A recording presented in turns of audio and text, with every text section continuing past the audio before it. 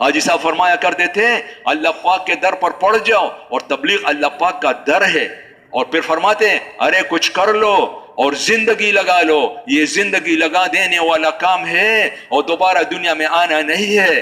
مولوی جمیل صاحب رحمۃ اللہ علیہ بھی فرمایا کرتے تھے دھیان کے ساتھ زندگی لگا لو۔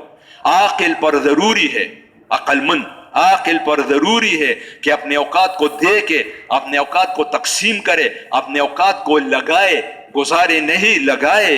جی ہاں، ہم ارمان کریں گے موت کے وقت یا اللہ مجھے معلوم نہیں تھا۔ مولانا الیاس رحمت اللہ علیہ فرمایا کرتے تھے میں اس راستے کو راہ نبوت سمجھتا ہوں۔ فرمایا کرتے تھے میں نے اس کام کو اللہ پاک سے قبول کروا لیا ہے، کبھی فرماتے میرے اس کام کو اللہ پاک نے قبول فرما لیا ہے، اور یہ قبولیت کا راستہ ہے۔ مولانا انعام الحسن صاحب رحمت اللہ علیہ فرمایا کرتے تھے راتوں کو اٹھ اٹھ کر تنہائیوں میں اپنے آپ کو، اپنے خاندان کو اور اپنے پوری امت کو اللہ پاک سے تبلیغ میں قبول کروا لو، یہ قبولیت کا راستہ ہے۔ تبلیغ کے لیے بہت بڑے نصیب چاہیے، یقین جانے یہ ایسی نعمت نہیں ہے کہ بس ویسے اللہ پاک اس طرح دے دے، اس لیے مانگنا بہت، ہر فرض نماز کے بعد مانگنا بھی اور اپنی زندگی لگانا بھی اور چلتے رہنا۔ لوگوں نے عمل نامے بھر دیے، یقین جانے۔ ایک میواتی بابا وفات پا گئے تو حاجی صاحب نے بیان میں فرمایا کہ اس نے تو زندگی لگا لی، پھر فرمایا سن 58 میں اس نے 3 چلے لگائے، اور اس کے بعد ہر سال 3 چلے، ہر سال 3 چلے، اور اس کے بعد 2002 میں وفات پا گیا۔ تو حاجی صاحب نے فرمایا اس نے تو زندگی لگا لی۔ ہم جلدی جلدی گلنے لگے کہ وہ 58 تو 2 اور ادھر پھر 40 اور یہ 2 اور 44 دفعہ 3 چلے لگائے اس نے۔ ریکارڈ تو شاید یہ ہے، ویسے تو یہ 25 22 27 اور یہ 32 35 یہ تو بہت سارے ہیں، لیکن شاید جو ہے نا یہ 44 سب سے اوپر ہو کہ 44 سال ہر سال 3 چلے۔ جی ہاں، عمل نامہ بھر دیا تبلیغ سے۔ ابھی پچھلے دنوں میں ایک بھائی شاید انڈونیشیا کا، تو دوسرے ساتھی نے بتایا کہ وہ آیا ہے تو وہ تو کہتا ہے میں ہر سال 3 چلے لگاتا ہوں، 21 سال ہو گئے۔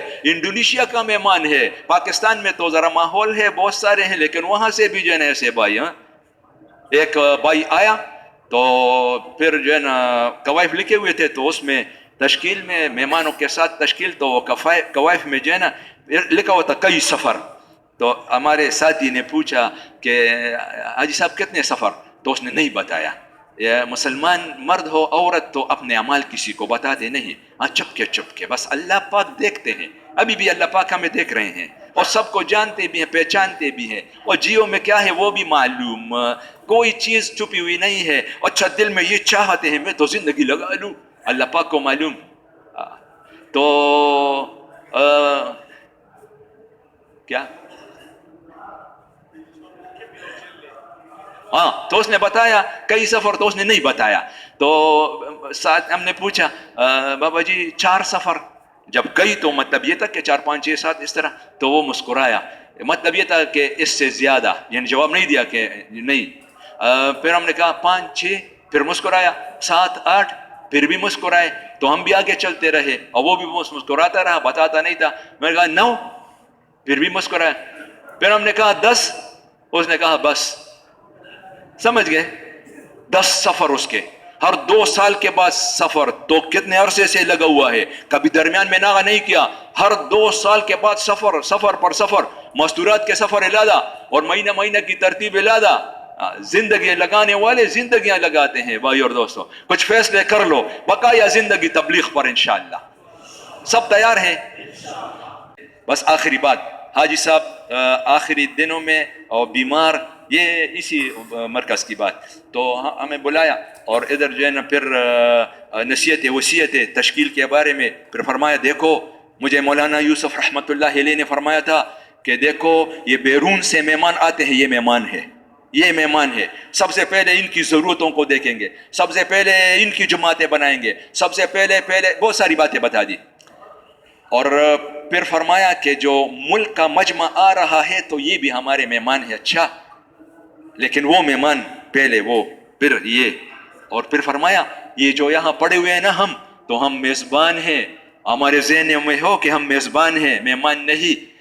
پھر فرمایا اپنی طرف سے کہ دیکھو یہ جو مہمان بیرون سے آتے ہیں نا اور تم لوگ ان سے جو چاہتے ہو وہاں پر کروانا تو یہ عملی طور پر یہاں کروا لو. عمومی گشت، خصوصی گشتیں، وصولیاں، جماعت تیار ہوئی، جماعت بنائی، امیر مقرر کیا، ہدایات کا مذاکرہ، یہ ساری باتیں جو ہے نا یہ عملی طور پر تاکہ یہ اپنے ملکوں میں اپنے پاؤں پر کھڑے ہو کر خوب کام کرنے والے بنے. معلوم نہیں یہ پھر کب آئیں گے، ملکوں کا معاملہ بہت نازک ہے. بس یہ بات ہے. پھر ہمیں چلو، پھر ہم چلے دوسرے کمرے میں آ گئے. پھر خادم بھائی آیا کہ آؤ دوبارہ بلاتے ہیں. پھر ہم سب جمع، میں اسی طرح نقل کروں اچھا جو دیکھا. تو پھر بلایا اور پھر جو نا فرمایا میں تھا اور مولانا یوسف رحمت اللہ علیہ تھے اور کوئی نہیں تھا. اور مجھ سے فرمایا عبدالوہاب مغفرت تو انشاءاللہ ہو ہی جائے گی.